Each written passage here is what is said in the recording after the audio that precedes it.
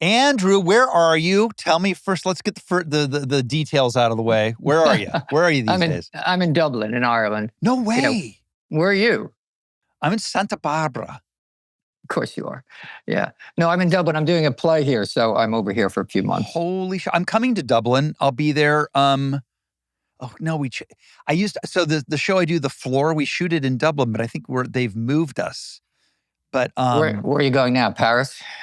No, it's somewhere on the other side of where could it possibly be? In Ireland, though? Yeah, but it's in Ireland. Galway, maybe out in the west. How is Dublin for you? Do you love it? Dublin's great. Yeah, well, my wife's Irish. We have a home here in Dublin. So it's great. I mean, it's a bit, it's been raining for 2 months, but, other than that, it's fine. But yeah, Ireland's great. What play are you doing?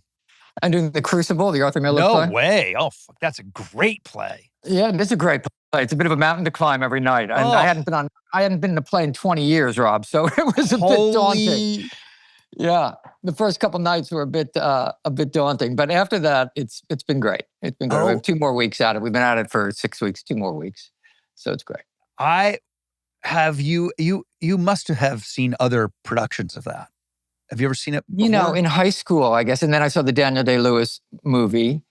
Right, but I don't know that I'd ever seen other productions really, except for like I say, high school stuff. Do you remember Tony Randall?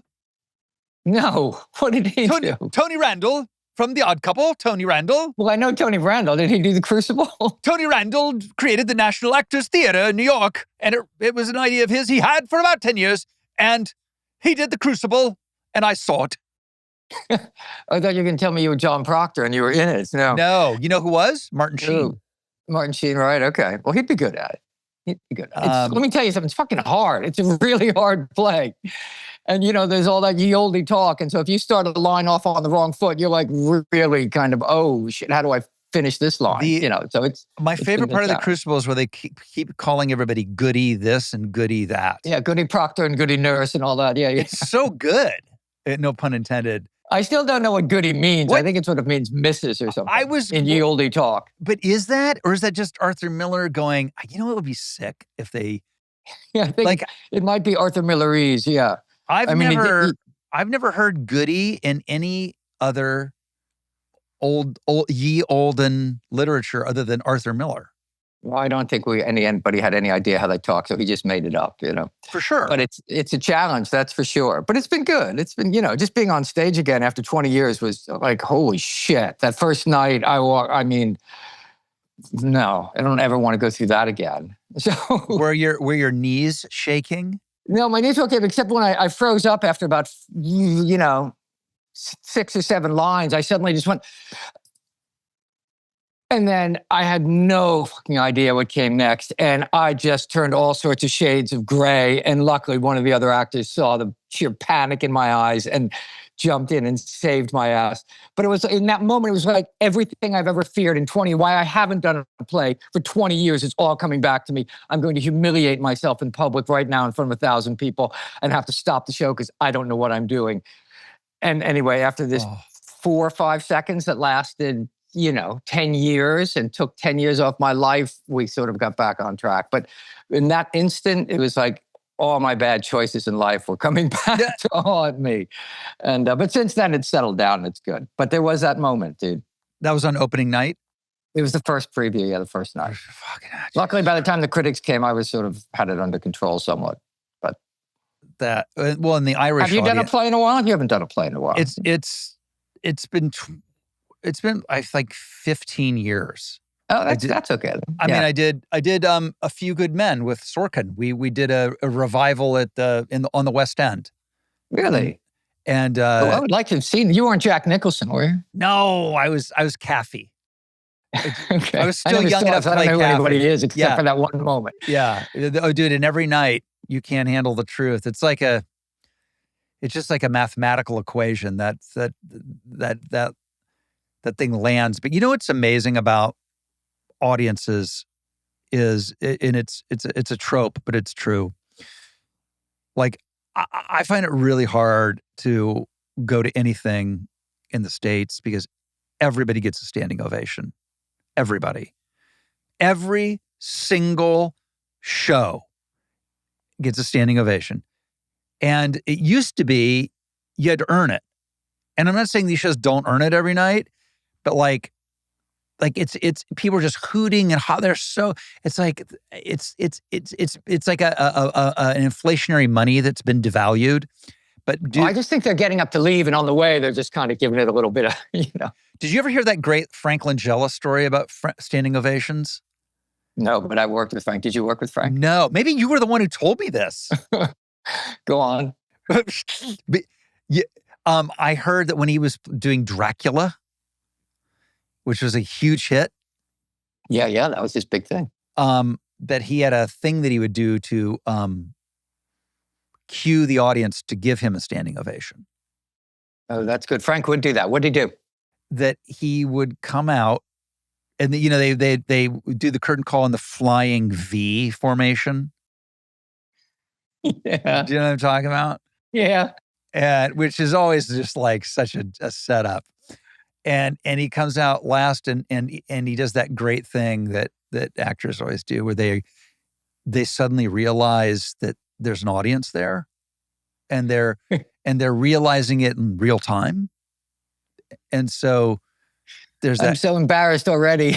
there's that great moment where you're like, oh, and the hands go to the heart. I love when the hands go to the heart. Yeah, you're here. Well, it's all about like, you have to be playing a certain beat. And then so that the hands go to the heart, like, oh my God, I can't believe it. Right. And then there's the extension. This is it. This is the extension. And then this is the part that takes the balls. You go, oh, and as you raise your hands, people will stand. This is really interesting because when I come out on stage, I heard one time I don't know where I heard the fucking story, that an old geezer, sort of, bad old actor used to come out on stage and could, right when I come out, first thing I do is I walk to the end of the stage and I stick my hand out to the audience to let them know I've got you. And it's kind of the same thing. So now when I have this entrance, I come in, I don't come until the actor. I'm playing the old judge now. That's how old we are, Rob. I play the old judge. And so when I come out, I kind of go to the end of the stage and I go, who is this man? And just like that. And that's what I do. But they don't stand up yet, so I don't know. But it is that, it's this kind of motion. And it does sort of it just brings everybody together. Like, I've got you now. You're going to listen to me now. And it kind of works. You gotta, tonight, I want you to try to do, triple dog. On my bow, I'll give it one of those. No, you can't just do that. You have to, it's a whole process. Like, you can't skip the math. It's Rob, I'm too shame-based for this. I could not do that. You do that. You'd be good at that. The shameless creature. I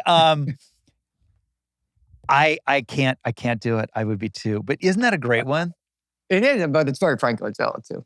Frank is great. I love all those old great. I mean, and you're working with the wonderful Irish people are so full of great stories. Have you heard any great theater nuggets that you can impart to me? No, I can't say those kind of thing. No, but it is a great company. I mean, there's one other American in it, but it's all, it's a really good group of people. It's great. I mean, it's, and they're old theater pros, thank God, to sort of carry me through the damn thing. So it's been, it's been a big learning experience for me. I don't know what it's done anything for my career, but personally, it's been a big deal to do it. Question for you. People, I've seen people, last time I was in New York, I went to Lincoln Center and saw a play, and everybody's using it, not a musical, a play. And when did people start using microphones? When did that start? Everyone uses microphones in New York now. And I was just in London last month and they were using in this tiny, beautiful theater. But we're not using microphones. We're in a 1,200-seat theater and we are speaking. Yes. Like, we don't have microphones. And so it's like your choices have to be fairly big choices. Yes. You can't be talking like that. No. So it's a whole other kettle of fish. But yeah, everything is amplified now, except that's what I said. I assumed we were going to be amplified when I saw the size of the theater we were in. And I said, when are they fitting for the mics? And they're like, no, little American boy, we're not giving you a mic. I see. Okay, so what are your feelings on it? Because my thing is like, I love that you're doing. Fuck microphones. We're not doing cats. Some nights it feels like that, I'll tell you. But I at first it sort of thought it was arcane and ridiculous and come on. And now I think it's kind of fantastic. I think it's kind of great. And so actually all to get a little, not technical, but like all the choices become full body choices. Like there's no little eye movement. It's like the whole thing is involved. Yeah. Yes. And it's kind of great.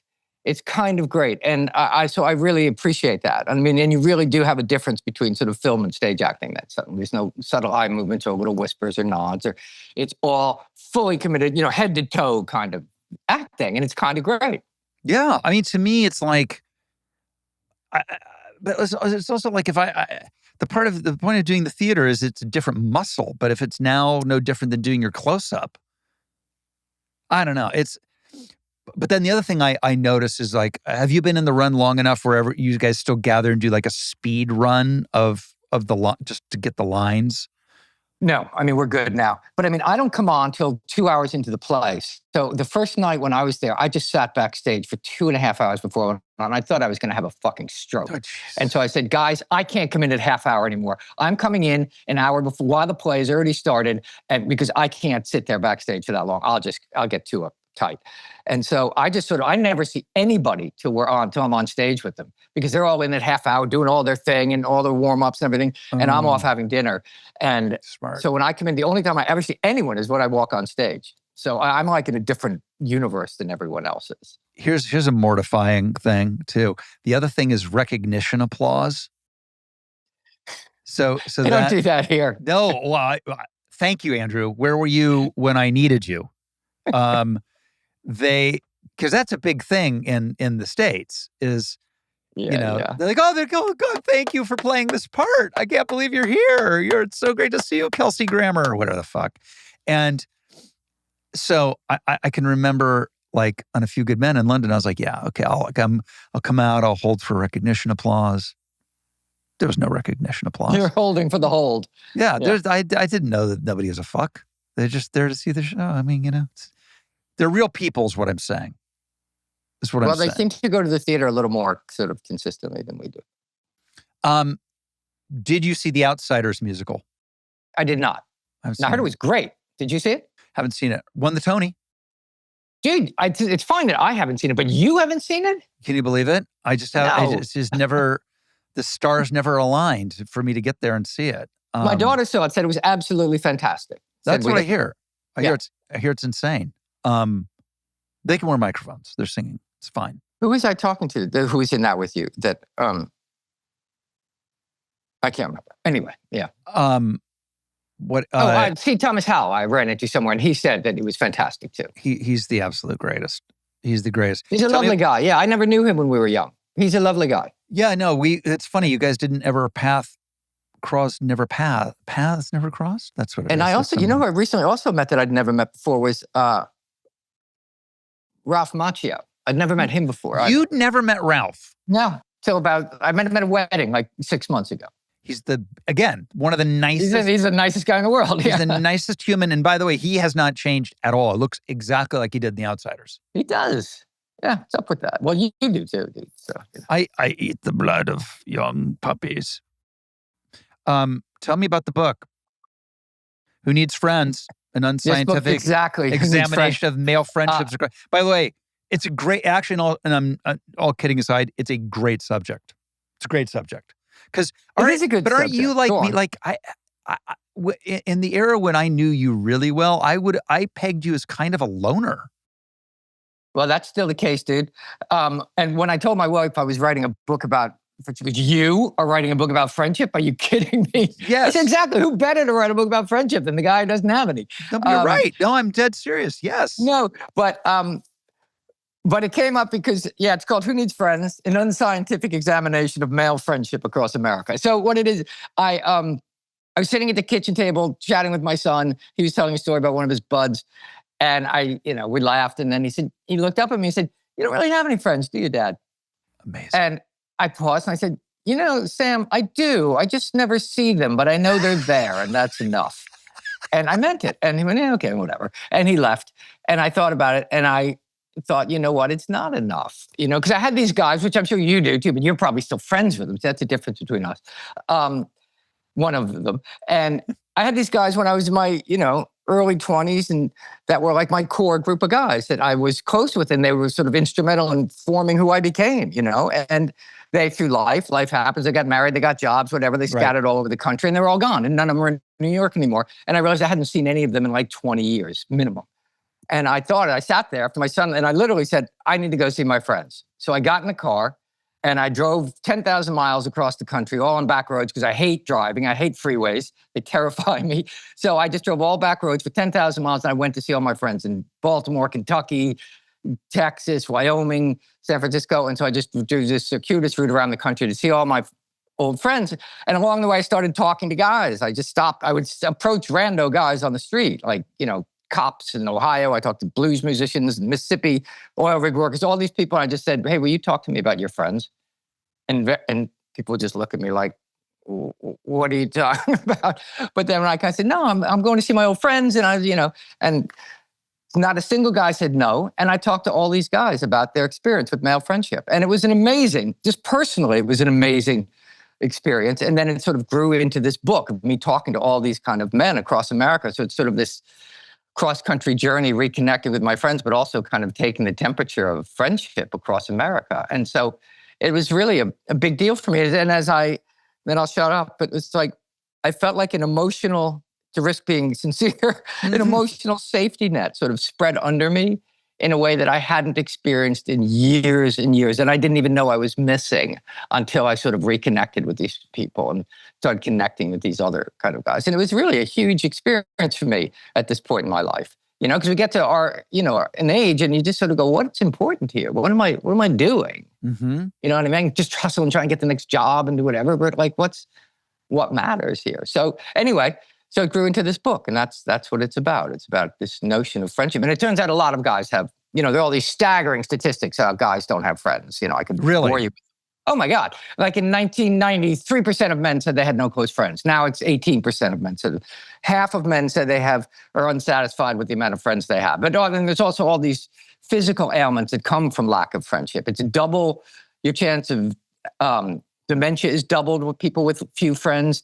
Your heart disease risk goes up 32%, stroke goes up 28%. There are all these, physical symptoms that come from people who are isolated. Let me ask you something. Okay, you got isolated. So is there a difference, or how do you reconcile isolation with not having friends? Because with what we do, I'm hardly isolated. Like there's bombarding interaction with people all the time. You're on a set, there's 150 people there, you're on this, you're on that. So when I'm not doing that, I love my alone time. How does that reconcile it to somebody who literally might be in a world where they don't have a lot of human interaction and they don't have friends? Then they're isolated, right? Because most people are not on the set with 150 people looking at them going, what do you need, dude? You know what I mean? Yeah, right, so, then when, yes, you're done, you want to kind of go, okay, I need to go regroup. But you're also extremely good at being engaging and have an interest in the outside world. Like people like me, I love being alone. I could spend a lot of time alone. And somehow that sort of invisibly crosses over into isolation at a certain point. My wife has busted me on it. She said, it's not like your introversion, whatever you want to call it, sweetheart, it is not serving you when you cross over this kind of line, and it's making your experience smaller. What's the line? I don't know, dude. It's one of those things where suddenly you just don't want to go. I'm not answering that. The knee jerk is, I'm not getting that. I don't know, But one of the things I noticed was because kids don't listen, right? We try and teach kids, they don't listen to us, but they learn by sort of example. They model. I realized it was one of my greatest failings. I was talking to some guy in Austin, Texas, and he was talking about this, how one of my greatest failings as a parent was that I didn't model friendship for my kids. You know what I mean? So they didn't learn that from me. Luckily, my wife is wildly extroverted, so they did in some regard. But I ran into lots of guys who were, because they work, particularly older guys. Older guys would very rarely admit they were lonely. I talked to young men. Young men would very quickly go, yeah, I'm lonely all the time. I get lonely all the time. But old guys will not admit to being lonely because that seems to be, well, that's a weakness. And the one thing a guy can never demonstrate is weakness, right? And so older guys will go, no. And I asked everybody, I go, you ever get lonely? And invariably, older guys go, no, really too quick. Whenever I answer too quick, I know I'm lying. You know what I mean? It's amazing. Well, I'm talking about a topic that frightens me. Like, no, I don't get lonely. And then you sit a few minutes with them and you talk a little more and they kind of go, yeah, man, I don't get out enough. I don't have enough contact, and then it starts to creep out. But I think initially it's this sort of admission. It feels like weakness to them. And weakness, like I said, is something a man shouldn't, admit to. Even to themselves. So I don't know where that invisible line is, but I know it certainly exists.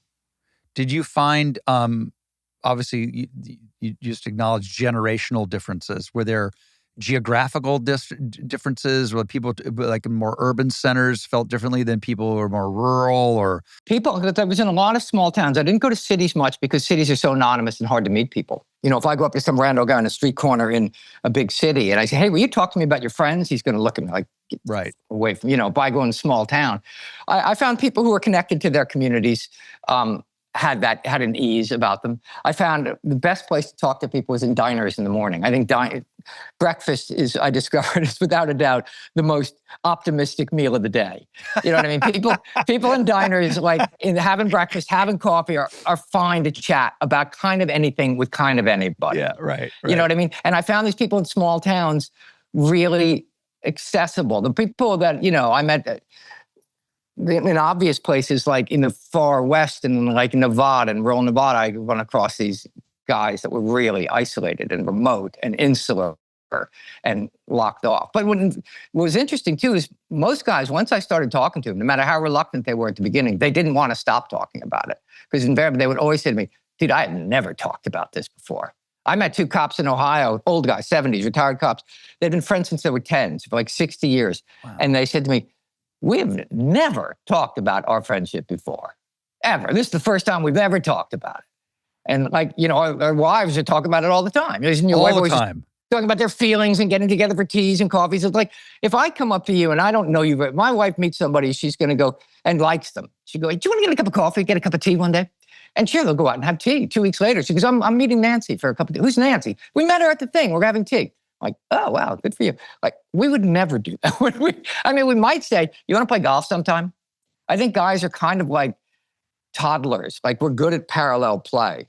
But like, we're not going to just sit there and talk about the state of our emotional lives very easily, And so, and people always sort of diss and make fun of guys doing that kind of sports and stuff. But I think sports is a wonderful way for guys to like get, intimate in a certain way without it being a threatening kind of thing. You know what I mean? And so, for sure. And even if you don't talk about anything, you just talk about that, and you just razz each other and stuff. There's a certain connection that happens that you feel less alone. You go home in a better mood, and life is better.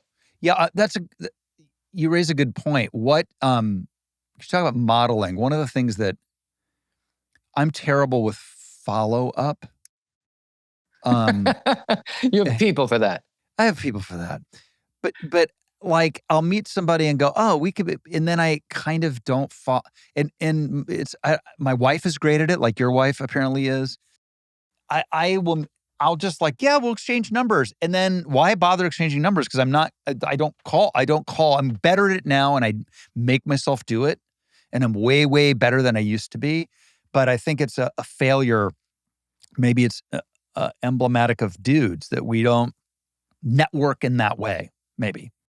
Well, I found it in the last 10 years, since I've found it to be an easier thing because I don't care as much in the sense that I don't fear like, well, what if they don't like me or reject me? Without even knowing that's what you're thinking. You know what I mean? Mm-hmm. I don't see it as a power dynamic because that's often what guys are involved in is sort of, particularly when you're working and you're at a working age and you're trying to achieve, everything sort of has a certain power dynamic to it. When I disengaged myself from having a power dynamic with the person, either wanting something or being pursued, a lot of that fell away because I just didn't care anymore. I liked you. That was really cool to meet. Do you want to go, do whatever, go play golf or do whatever, And I found myself, like in the last 10 years, being more accessible to doing that and to receiving it than I was in the past. And, of course, in, our line of work and all that, it's complicated in some ways too, but you have a pretty good sense very instantly. You can smell where somebody's at and where they're coming from toward wanting something from you or anything like that, of course, right? So, But I think it's just on a more, I do think the power dynamic thing is in play until it isn't. And then when you stop wanting something, then it can be more open to kind of like, is something there or something not there? You know what I mean? What about the notion of outgrowing people? I don't like that term. I don't either. By the way, it implies that. Let me go back because I didn't like it either as I said it. What about two people who are friends and they both go on different life journeys and have less in common? How about that? Well, I think that happens. I mean, I mentioned in the book, I had this one friend, as I started doing this, I can mention, I started doing all this research then. I'm like, holy shit, and not to quote Aristotle, but Aristotle talked about 3 different kinds of friendship, the kind of the sort of work-based, transactional relationships that it can be very nice. We can have work friendships that are terrific and really, but the minute work is over, that kind of friendship is sort of, it's not for any reason. It just doesn't get continued. That's, I'd say, most of my experience with work people. And it doesn't mean, and if you see them again on the next job 10 years later, it's like, oh my God, fantastic to see you. And it's great again. And that's lovely, but that's the end of it. And then there's relationships that are sort of like, you go out to dinner occasionally and it's lovely and it's great to see them. And then there are this kind of what Aristotle called perfect friendships, which are these friendships where each person is improved by the dynamic that happens between you. And not only that, but they acknowledge the dynamic between them. One of the things I got out of going across the country and reuniting with all these guys I hadn't seen in years was me saying to them, and by my physical act of driving all this way and going to see them, was me saying to them, dude, you know what? You really matter in my life. You have been so important in my life. I needed to come see you and just tell you, I love you. And I'm so glad to see you. And in owning it and naming it, it sort of takes it to a deeper kind of place, try and answer the question, actually, the trouble comes in, I think, sometimes when people think a relationship is one level, but it's a different kind. Like I thought I had a friendship, which I mentioned in the book with this guy, and I thought we were like good friends. I'd stay at his house when I went to London, he'd stay at mine. We did business together, but I thought we were really intimate friends. And a business thing came up between us, and he suddenly had power over me, the ability to hire me or not. And he then didn't hire me, which was fine. And it kind of required him to kind of go, dude, you know what? It's not going to happen. And to which, we've done this long enough. We know there's lots of reasons. I would have gone, oh, wow, okay. And the friendship would have had some strain in it, but it would have been fine. But instead, he just kind of couldn't go there and just dropped it. And the friendship ended. And I realized, oh, this wasn't really a friendship. To me, it was, but he understood it to be more of a transactional kind of thing. And so when it was no longer of use to him, it was no longer of use in the friendship. So I think people often kind of misunderstand where their friendship lies with people. I think that's when people sort of outgrow or grow apart in that certain way. I think that has a lot to do with it sometimes. But like when I saw my old friends, and I'm sure you have this, you see a true friend, and it's like it was yesterday. It could be 20 years, and it's like it was yesterday. Yes. And you're not catching up; you're just picking up. Yes. Yeah, it's always when we get together. It's always like we just dude, we just wrapped class. Can you believe that's like 40 odd years? Well, no. 40 years, more than that. That's like 45 years. Okay, let's go through a greatest hits of class. Here's the thing that just popped into my mind. How fucking cold it was in that fucking rowboat where we were out in the middle of that lake on that night shoot. I forgot all about that. And because it was that scene that everybody had to do in the auditions. What's your deepest, darkest secret? Whatever.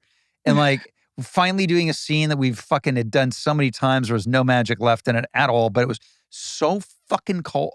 That's my, and then, I've thought about you a bunch because, of course, we listened to Nebraska endlessly, which had just come out. Right, yeah. It had just come out. And then, of course, the movie that just Scott Cooper did came out. By the way, have you seen that movie? I did, yeah. Here's my takeaway. Look, I like it's established. I love Bruce. Okay. So I can say whatever the fuck I want. I love the guy. However, I'm watching that scene in the Springsteen movie, and it's a great scene. It's the scene that's in the trailer where he goes, with the guy selling him the car, goes, "I know you," and he goes, "Well, that makes one of us, right?" He goes, "I know who you are." He goes, "That makes one of us." Great line, great. It's great, and it's very Bruce. But the notion that he's like, "It's a car, man," and I don't know, I never bought no car before. She's me getting a car. I'm like, wait a minute. I started doing the math as I watched the movie. I go, I saw him sell out the sports arena for 2 weeks before he can't figure out how he's going to buy a car.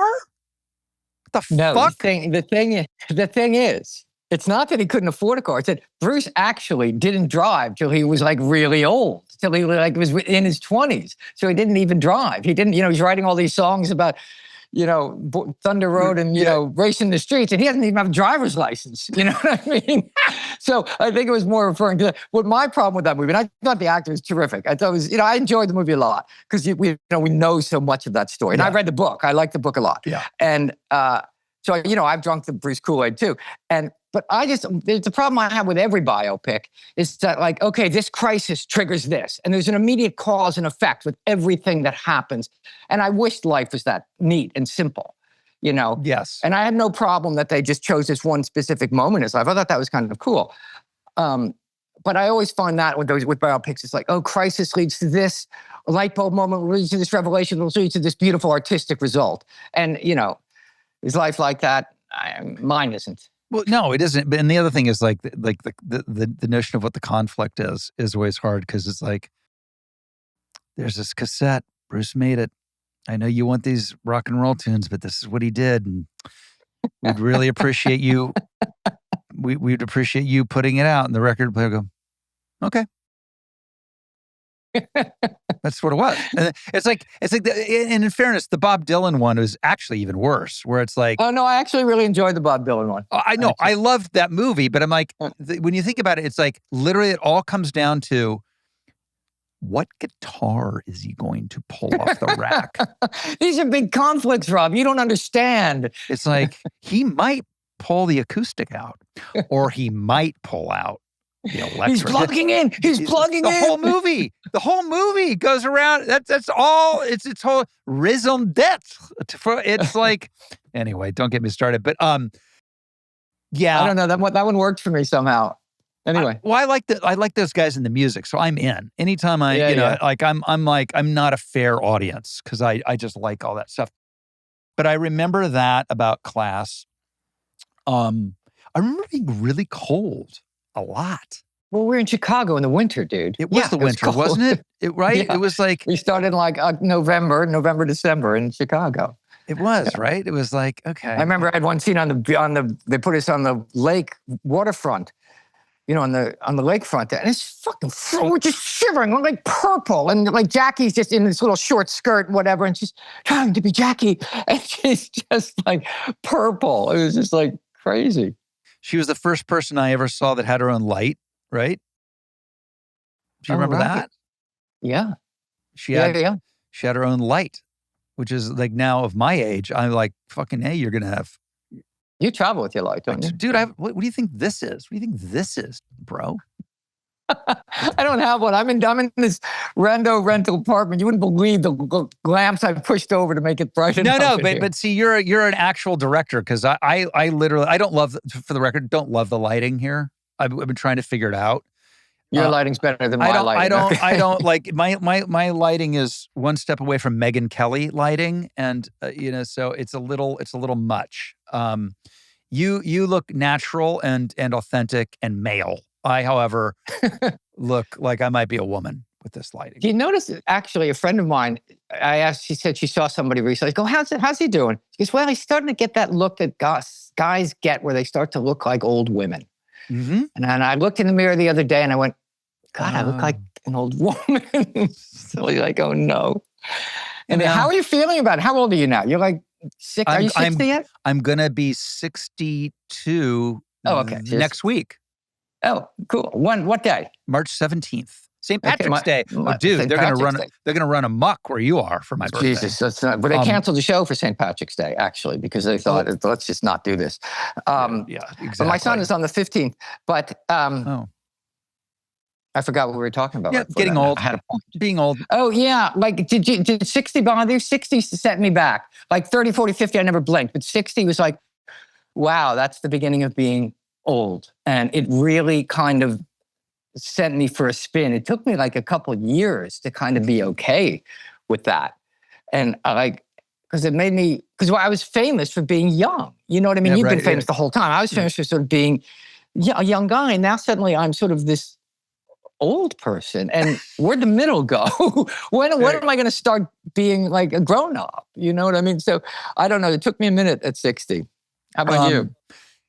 I remember 40, which now seems like I was a kid, was 40, like, Jesus. I've got conditioner older than that. Yeah, set me back a little bit. 50, I was really down with. I don't know why. I was like really excited about 50. Like fuck yeah, like I made it. I'm alive, whatever. And 60's been a learning experience. And it's, in fact, again, you'll appreciate this. The great Jimmy Iovine produced all of Bruce's great. I just heard him on a podcast. He was so great. He's so great. He's like the Marty Scorsese of music. You know what I mean? I'm trying to think of who is it that he talks like. It's Marty Scorsese. He talks like Marty Scorsese. Okay. He's fast talking. He's in New York. He's talking like this. And he's really smart. And he's just cutting to the bullshit. You know. He's so anyway, go fucking. ahead. Here's the thing you need to know about being 60. Okay, here's what you need to know. I just turned 70, and here's what 60 is. You feel like you're 50. You're not. And you feel like it, act like it, seem like it, probably even look like it. You're not. And you're going to do something. I'm just saying, it's going to happen. I'm in shape. I work out. I work in the pool. I lift the weights. I turned 60. I do the same thing I've been doing a whole time. And now my back, and now I can't move for 6 months. So something is going to happen. Rob, you're so fucking funny. You're getting better and better at that shit. You really are. That's not a bad Jimmy Iovine on the fly. No, that's very good. And you can really carry it on too, dude. I thought like a sentence or two, but no, you went there. Nice. That was, and it's just like him. And by the way, the advice is true. Yeah, totally. It's like, but the real problem is, it's okay. Say, okay, what do you do? You know, you can't stop doing what you're doing. I guess it is, you're going to fuck up, and that's just part of the deal. I hurt my back the other morning doing my morning exercise stretching so that I don't hurt my back. You know what I mean? I'm saying. Oh, shit. Anyhow. It's not good. But it is a funny thing. But there's certain emotional things about it that I'm starting to kind of go, oh yeah, this is okay. I guess I stopped trying in a certain way and just kind of accepting certain things a little bit. I'm not even sure what they are. It just feels a little easier in certain ways. But yeah, the physical stuff is like, and being, you don't experience this, but being sort of invisible to a younger set is kind of like, wow. Well, that's, again, Bruce, the girls in their summer clothes that passed me by. Yeah. That's a great song about that. Anyhow. You should, if I were your editor, publisher, I would be suggesting, because I would like to read your thoughts on that. Like you said, like you're emblazoned as that. And it's sort of underneath all the Brat Pack documentary a little bit, but not really. But like, it's like, what is it to be, to have that part of your life and now be in this part of your life, and vis-a-vis aging, and what can we all take away from that? Like, because everybody does. Everybody has that part of their life, and they're never going back. You're never going home again. You're never going back to Pretty in Pink. It's not happening. You know, several years ago, I hadn't seen Jacqueline Bisset doing a jacket in years and years. Hadn't seen a photo. So several years ago, I Googled, I clicked her up, and a picture of her popped up. And she's like this 80-year-old woman. And she was stunning at 80, but she was full of wrinkles and looked like this really beautiful, bone-structured, incredibly beautiful, but 80. Yeah. And I was shocked. I was just like, whoa. And what it made me real, and then I realized, then I looked sort of through the shock and I realized, oh, she's still beautiful. She's Jackie, and now she's 80. And But for that first instant, I went, it dawned on me, it hit home like a sledgehammer in my forehead. That's all over. My youth, all that. And seeing her at that age, it made me realize, and somewhere I realized I'd always been harboring that, you know what? I'm going to go back and stay at Jackie. Like after we finished class, I went out and Jackie invited me to stay at her house when I went out to LA. And I stayed at her house for like 2 months while I was meeting people in LA. And that's a whole other story. And it was a wondrous time in my life. I should have quit show business right then. It was the high point of my life. And I've always thought somewhere, oh, that'll happen again somehow. Right. Now, whether it's Jackie or whatever. But then when I saw Jackie being old, I don't know if this makes any sense. I just realized, oh, it's all over. Like you were saying, Pretty in Pink ain't ever coming again. That youth is done now. It's over. And, I'm fine with it now. But when I had that realization several years ago, it hit me like a ton of bricks. And I have to say, doing that Brat Pack documentary and writing the book before really helped it put in a place for me that, I know it still trails me around and people come up to me, they do to you, but they do to you for lots of things, but they come up to me about the Brat Pack stuff. And we've talked about this, that, they start talking to me and they're really just talking to their own youth. They're not talking to me. And it's wonderful. And all I have to do, and which you've always been good at, is just receive them and receive them, that we are the avatars for their youth. Right. And that's a beautiful gift to be able to give them, to receive them. Right. And it took me a long time to realize that. But in realizing that, it liberated me from its hold on me. Now when people come up to me, I just go, oh, that's great. Thank you so much. And it means it's touching and it's lovely. And I'm enriched by the experience as opposed to, thank you. Oh, Jesus, they're dragging me back. Why can't they see me for now? Like, I don't give a shit if they ever see me again. You know what I mean? Right. That touched them. Something I did touch them deeply and they want to share it and I can share that with them. And it's lovely. And in doing so, it's liberated me from that youthful kind of whatever, drag on my tail. It's just now this kind of wondrous thing that happened to me when I was young. You know? It's interesting. It is, and yet you still have, because the movies are immortal. That's the other thing, is like we age, but part of us also doesn't. Like there's still, I go whenever I'm asked, I love doing it. Like 7th grade classes will read The Outsiders and I'll come and talk to them. And they're 7th grade and they're losing their fucking shit. And you're like, because I'm that part of me exists for them in that movie. I mean, I'm sure they're appalled when I walk in the door, but it's weird. It's weird because it's over, but it isn't. Yeah. Yeah. I remember watching, like in school, you'd have to watch, we'd be studying Shakespeare and you watch Romeo and Juliet and you'd see that Zeffirelli movie, bad version of it, but whatever. And you'd see them and you'd go, and you think they're real. You think they're, and you realize, no, that Olivia Hussey is now 85 or whatever the guy is. Yeah. Yeah, it's a weird one, isn't it? I mean, invariably some people, when they come up, they're kind of like, come up, they're excited and they kind of closer look and they're just sort of shocked. They're like, oh, you got old. And I've had people say, you must have, well, you probably don't. But I've had people come and go, oh my God, you got old. No, they don't say that. Oh, I've had people, of course, people lose, they stop thinking. You know what I mean? Often they're just sort of excited and they stop thinking. And then I kind of want to say, well, take a look at yourself there. Hello. But we don't do that. You can do this, the great line from Spinal Tap, I'm just as God made me. Maybe I'll try that one. But I saw, I have to say, I was in a hotel, I don't know where I was, several months ago now, and I turned on the TV and I went into the bathroom and I come in and I hear it and I'm like, what is that? I know that. I come out and Weekend at Bernie's was on. Oh my God. On the TV. And I sat there and watched, alone in this hotel room in I don't know where. I just sat there and watched the last 20 minutes of Weekend at Bernie's.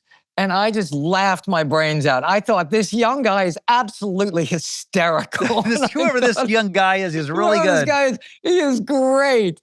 And I just laughed so hard. And I had so much affection for my young son. And when you watch these things, don't you sort of like, I know that's me. I remember that day. And yet it feels in some ways, I don't know, it's both alien and so incredibly intimate in its way. I mean, you don't watch your old movies, do you?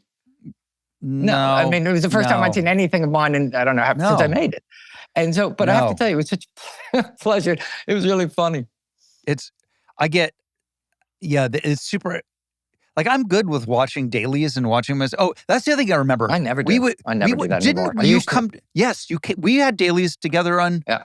Remember they give us beer and we'd go watch. Yeah, that was a big deal every day to go to the dailies after work. Yeah, I stopped doing that because I just realized I had too much vanity. All I cared about was what I looked like, and like I just said, I'm not interested in doing this anymore. That's amazing. Like, didn't help. All your notes were makeup and hair notes. The director would be like, "How did you feel about this scene? Do you think we got it?" I don't know. That's not a good angle on me. I don't like the way my I think I need a better haircut. I think I need. Let's talk about haircut. Jesus. Yeah. The other thing I'll remember about class. Did we shoot that fucking fight scene for 3 weeks, or is that my imagination? That was days and days and days. And we used to have to, that's what I remember now. We'd have to come back in the morning and put back on the same muddy, wet, dirty clothes to continue the fight. And I remember then they couldn't dry them because it would all cake and everything. So they were still wet and cold from the day before. Yeah. I'd forgotten that. I think that directors thought he was making something a little more, it's so interesting. It's like, Louis John Carly, who I adored, wonderful man. But I just remember, the other thing I remember, and you as a director, you'll appreciate this. I remember them arguing about crossing the line. Like it made me think, well, I could never direct. I mean, I could, obviously, how could anybody? I mean, you cross the line and it was how you, they could not. It's the most ridiculous and overrated kind of fear in filmmaking. Nothing. It's nothing. And it's the only thing on the set where there are 3 people's job it is to make sure that you don't mess that up unless you do it consciously. There's the DP, the camera operator, the script person are all there to say you're crossing the line on that. And but now you actively cross the line to change things up. All that's out the window. And by the way, for those of you, the crossing the line doesn't mean like, you've crossed the line here. It's literally, it's how you shoot a scene with people looking in left certain to right direction. or right to left, Suddenly I have to look at you camera left, you have to look at me camera right. And if we're both looking camera left, then it looks like we're looking in weird directions and things. But now people do that all the time, But that's, I remember back then, though, you wouldn't have they done had that conversation hours and hours. By the way, there were 2 people in the scene. 2 people. You and me in a dorm, crossing the line. All the time. And of course, Cliff Robertson. Cliff taught me one of the great things, actually. I don't know if I ever told that story. He walked down the hallway, paused at the door, had his hand on the doorknob, took a beat, and went in.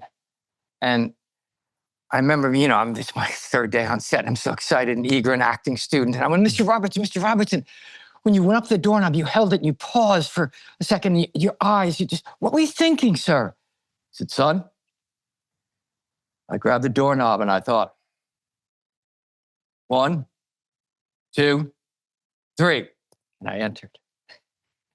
And it was a great lesson to me because I thought it made me realize that it doesn't really matter what you're thinking, as long as you're thinking something specific and it's outside of what you think you look like, the audience will project it onto it and you'll be fine. That's true. To a large degree, it's true, yeah. I wonder what that was about. 1, 2, 3, entering there. When I enter doors now, I don't count, but I wonder, is this my in memoriam clip that I'm making? Because inevitably it's somebody. It's always somebody walking through a fucking... Dude, you should never walk through a door if you're in a movie or TV. That's really funny. That's funny. Jesus. You just don't want to be forgotten because then the Monday after they go, people that were forgotten in the in memoriam. Oh, no, yeah. Well, it's probably because they didn't have a clip of them walking through a fucking door. What are they going to use? It's funny. That's funny. Well, this is great. Well, how long is the play? How long are you going to be there for? How long is I'm the here run? just another 2 weeks. We've been up for 5 weeks now and here for another 2 weeks. Well, that's short-ish run. That's a truncated Not for Dublin. run. I mean, Dublin's a small town, so it's 7-week run, and that's a really good point. That's a good point. Yeah. You've run out of theater facilities. We've run out of punters, yeah, and it's a 1,200 seat theater. It's a big theater. That's a big theater, man. It's the biggest theater here. Yeah, it's a beautiful theater. Yeah, What's the it Gaiety called? Theater. It's beautiful. What's it called? The theater? The Gaiety. I'll come look it up if I get there. All right. Love you, brother. This is great. The book. Great to see you. Book is out. Everybody go read the book. I need to read it. My boys say the same thing. Dad, you have no friends. just isn't true. How is Johnny? Johnny is great. He's Give him my regards. I think he might be directing a movie. Really? Yes. Yeah. Yeah. And he loves you. He's great. He's good. Matt, my older son's getting married. It's Oh my God. life is happening. Wow. How old are they now? Matthew's 32 and Johnny's 30. Jesus. I know. Yeah. Wow. Mine are 24, 19, and 12. I've still got a 12-year-old. I can't believe it. That's great, though. Talk about He's awesome. Yeah, he's going to be in the NBA. Really? If he grows. And Yeah, that's the thing. talk to him about it. He's going to be in the NBA. I like that. That's good. Well, Anyway. I'm happy for you as always. You're always the best and longtime friends. There it is. Great to see you, dude. You too, brother.